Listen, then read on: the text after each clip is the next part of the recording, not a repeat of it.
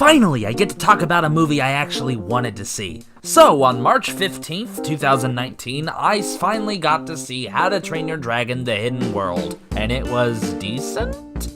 I think for what it is as a closing to the How to Train Your Dragon series, it does its job, but I can't say that I fully enjoyed it to its fullest extent, because I do have some complaints here. Starting by getting the obvious out of the way, the animation for this film was great. I think we finally reached a point in animation, I know we've been saying this for a while now, but a lot of animation companies have hit their peak when it comes to animated technology. That is, unless you're Styx Films. Must be a customary greeting here. A lot of great uses of light and shadow, plenty of detail and particle effects. Smoke was actually one of the best implemented uses in this entire movie. Overall, the animation is top-notch, but I'm not here to discuss animation because I am not an artiste. As I stated before, acting as the final chapter in the How to Train Your Dragon series, I think this does close out the series fairly well. That said though, this was not the best way to do it, as I've got a few complaints as a writer. One thing I'm not a fan of with this movie is that it pulled a Toy Story 3 on us. Did nobody realize that this repeats a lot of the same beat points from the last movie? I am a fan of reincorporation, but what I am not a fan of is plot recycling, especially when the exposition, rising action, climax, falling action, and resolution are identical to the previous moment. That doesn't scream ingenuity, that screams laziness to me. Now don't get me wrong, just because I'm saying this movie recycles the same plot does not mean I'm saying the plot was bad, because even though this is a recycled plot, at least what they recycled actually worked. One aspect I liked about this movie in particular compared to the other two movies is whereas in the first two movies, Hiccup was kind of being told what to do throughout the majority of them, Hiccup is the one in charge this time. He's the chief. He's the one calling the shots. And although there are naysayers against him that do disagree with some things he says every now and again, in the end the decision is on the weight of the main character, which is something I don't see a whole lot of from animated kids movies like this, because a lot of it is being beaten down by authority only to surpass them and prove them wrong. So thank you for at least giving something different there. A lot of things technically that I did appreciate from this film, including character design, area design, and even cinematography, because there are a lot of beautiful shots in this movie. And acting's not too bad in most places. Although I did happen to notice that T.J. Miller seemed less T.J. Miller-y in this one for some reason.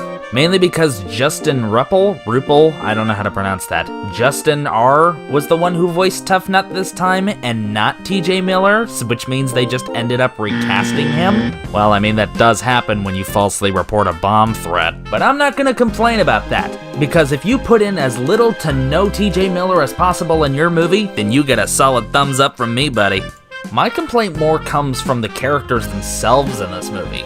I'm gonna say, I didn't like the villain in this one. Wait, what was his name?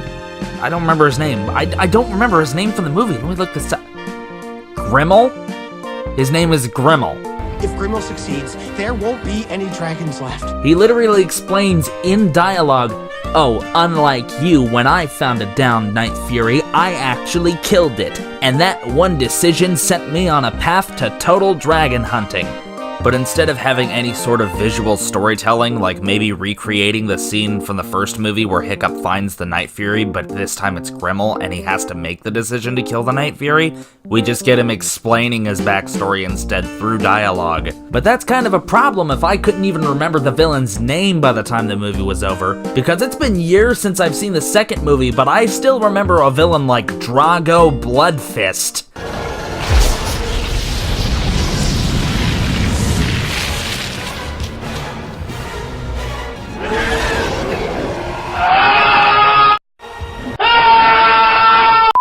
But overall, I was fine with the side characters.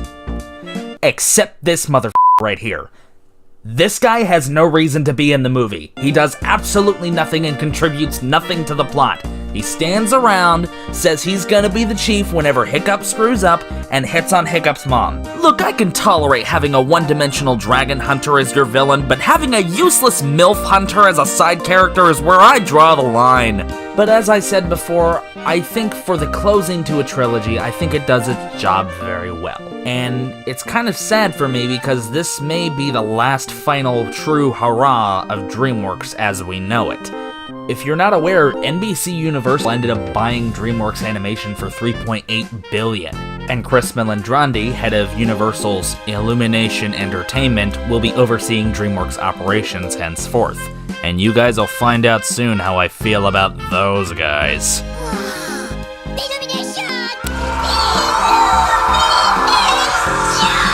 So if I were you, I'd consider this movie to be the final bastion of what used to be great about DreamWorks, because if I know how Illumination is run, then it's all downhill from here. But in any case, I did enjoy How to Train Your Dragon: The Hidden World, and I am satisfied with how the series has ended up closing. And I'm giving this movie a 6 out of 10. Here's to hoping that Illumination doesn't destroy all of DreamWorks' good intent. Thank you for watching, goodbye.